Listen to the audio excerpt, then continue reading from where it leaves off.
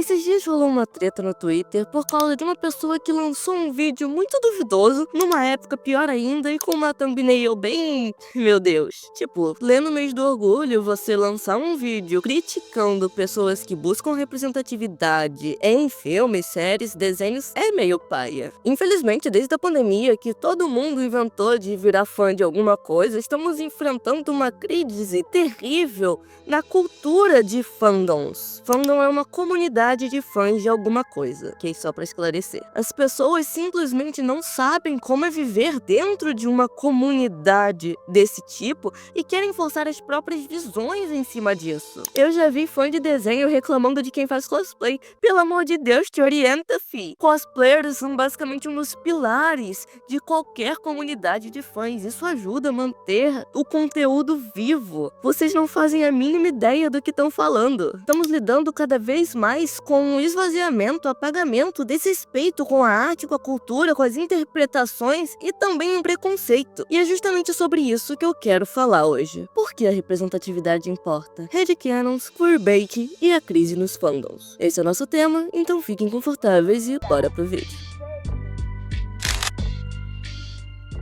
Você alguma vez já se sentiu real por causa de um personagem? Tem gente que não entende porque algumas pessoas choram vendo um personagem se assumir, ou então porque existem milhares de fanfics sobre dois personagens que nem são um casal de verdade, ou ainda porque alguém insiste em dizer que um personagem é autista, trans, gay, mesmo nada disso sendo confirmado. Mas se em algum momento você já se sentiu invisível, apagado, sozinho, então talvez você entenda. Porque às vezes a primeira vez que alguém se sente visto é em uma história. Hoje eu quero falar justamente sobre essa importância de se reconhecer nas narrativas, sobre como os headcanons são formas de resistência, como o queerbaiting muitas vezes fere, e por que o ódio os fandoms está silenciando vozes que só querem imaginar um mundo onde elas também existem. Representatividade não é só sobre você ter diversidade para assinar uma fichinha de cota. Ah, aqui ó, olha, eu tenho um personagem gay, hein? Aqui ó, lacração, hein? É sobre dar permissão para pessoas existirem. Você representar uma minoria não é você querendo militar, é você mostrando como o mundo realmente é, que pessoas assim existem. Uma lésbica, por exemplo, não é uma raça fantasiosa de um mundo de RPG. Crescer sem ver ninguém como você nos filmes, nos livros, desenhos, te ensina algo muito sutil, que você não é válido, que você é algo que precisa ser escondido, editado, contido. Isso cria profundos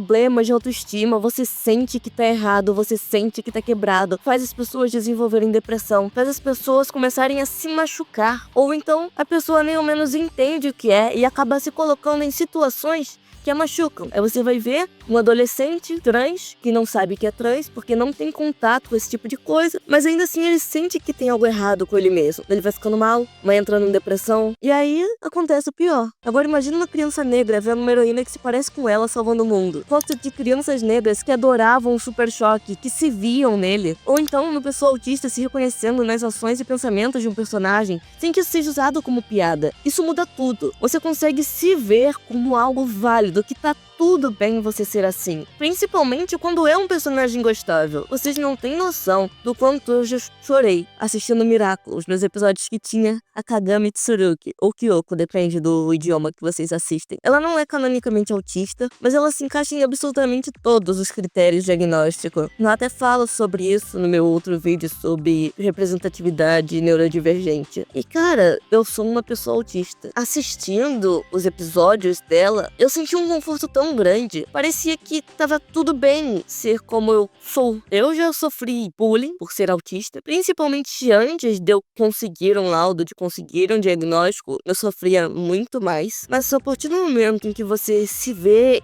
em algo, esse tipo de coisa que você ouve, que você sofre, acaba sendo amenizado, porque te ajuda a não levar essas coisas em consideração, porque tem aquele personagem ali que você gosta, aquele personagem legal, aquele personagem que outras pessoas gostam, que é igual a você, e ele não é um problema, aquele personagem não é algo ruim. Então, se ele, que é igual a você, não é ruim, por que você seria? Tá tudo bem ser assim. É a diferença entre sentir que você tá sozinho no mundo e perceber que o mundo tem espaço pra você. você também. Os headcanons nascem da falta, da ausência de histórias que digam você pode ser o herói. Ou então o vilão, depende, vai que você prefere ser o vilão, né? Quando uma pessoa diz que vê um personagem como trans, como alguém com TDAH, ou então como parte de uma cultura específica, ela não está tentando roubar a história, ela está tentando entrar nela, fazer parte. Às vezes o personagem não precisa ser explicitamente gay, alguma minoria racial, neurodivergente, para que uma pessoa se veja ali. Mas quando essa leitura é rejeitada ou ridicularizada, o que se diz é que a leitura de mundo da pessoa não tem valor. E isso é exatamente o oposto do que um fandom deveria ser. Porque headcanon é imaginação, afeto, possibilidade. É uma forma das pessoas se conectarem com as histórias que elas gostam. E é sobre isso que uma comunidade de fãs se trata.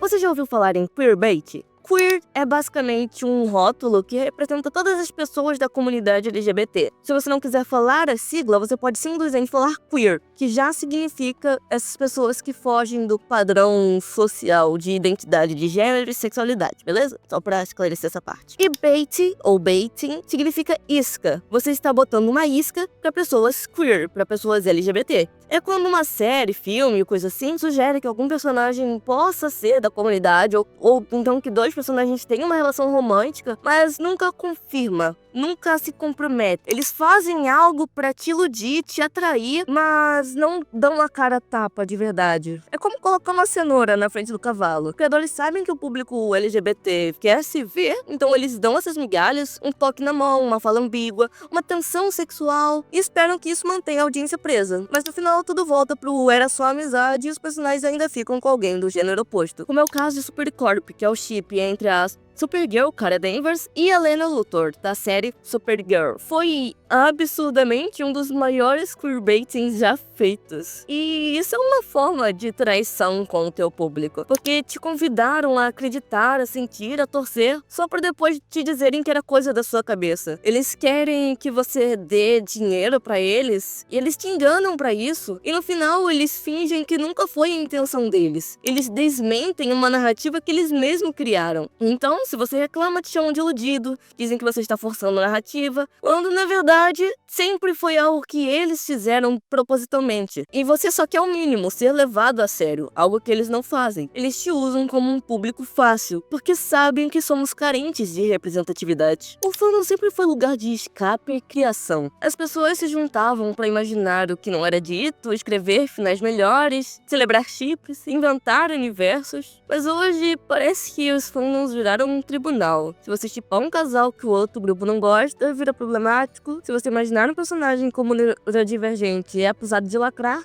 ou pior, ainda te chamam de capacitista, a cultura do fandom está sendo corroída por uma lógica de certo ou errado, de isso é válido, aquilo não é, com coisas que definitivamente não são problemáticas. Existem muitos problemas reais em fandoms que estão sendo deixados de lado ou brigas bestas. E quem perde com isso não são só os criadores de conteúdo, são as pessoas que perderam o único lugar onde podiam ser elas mesmas livremente. E no fim os fandoms vão se tornando cada vez mais algo que morre rápido, porque você não está sendo permitido de criar. My Little Pony acabou em 2019, não tem mais conteúdo disso. Se não fosse pela comunidade ativa falando sobre chips, headcanons, criando histórias em cima disso, universos alternativos, o fandom já teria morrido. Não é possível uma comunidade de fãs sobreviver apenas com o conteúdo da obra original. Sempre vai haver discussões por fora. Mesmo que você debata em cima de algo que exista, você já está criando um conteúdo além da obra, porque aquela discussão que você tá tendo não é algo que aparece na obra. Então você está criando algo em cima disso. E agora só você tem a liberdade de criar? Ou então a arte não pode mais ser apreciada? Você assiste, gosta e acabou, passa pra próxima. Vocês simplesmente não entendem o conceito de ser fã e estão querendo forçar isso em cima de outras pessoas. Quando a gente se vê em uma história, algo dentro da gente acende. Os headcanons, chips, interpretações diferentes são formas de dizer eu existo. São formas de sentir que você faz parte daquele universo que você tanto ama. Se você para pra ver, você não encontra personagens celíacos. Mas isso não quer dizer que não existem pessoas celíacas e que elas não querem ser representadas, que elas não querem se ver no que assistem. Todo mundo tem o direito de existir nas histórias que ama. Então, na próxima vez que você vê alguém criando algo que pra você não faz sentido, tenta parar e pensar.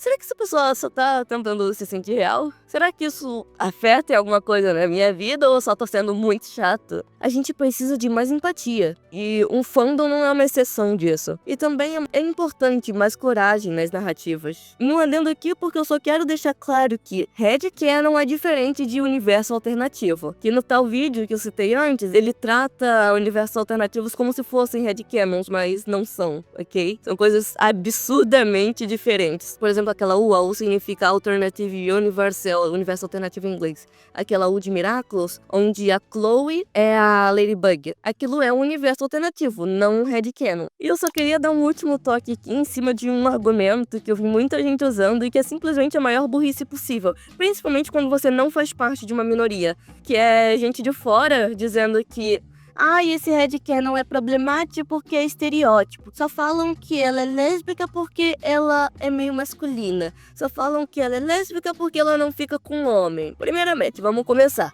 Os estereótipos existem porque, querendo ou não, existem pessoas na comunidade que são assim. Só que elas viraram a cara da comunidade. Então sim, existem lésbicas masculinas, existem lésbicas que nunca ficaram com homens, existem lésbicas que antes de se descobrir ficaram com homens. Eu tenho até um vídeo falando sobre isso, heterossexualidade compulsória, que vai estar no cardzinho aqui. Todos esses argumentos se tornam inválidos quando você lembra que estamos falando sobre algo que existe de verdade. Não é algo fictício, não é uma classe de RPG. Pessoas LGBT existem e de diferentes formas. Elas podem ser estereótipo, elas podem ser o completo oposto do estereótipo. E não é só porque algo é o estereótipo de pessoa lésbica, de pessoa gay, de pessoa trans, de pessoa autista, que não existem pessoas que são assim e que elas não mereçam ser representadas porque elas estão reforçando o estereótipo. E você, sendo de fora da comunidade, querendo meter essa pauta pra se pagar de diferentão, pra reclamar de headcanon, você só tá sendo babaca e preconceituoso. Você não tem o mínimo de lugar de fala pra falar desse tipo de coisa.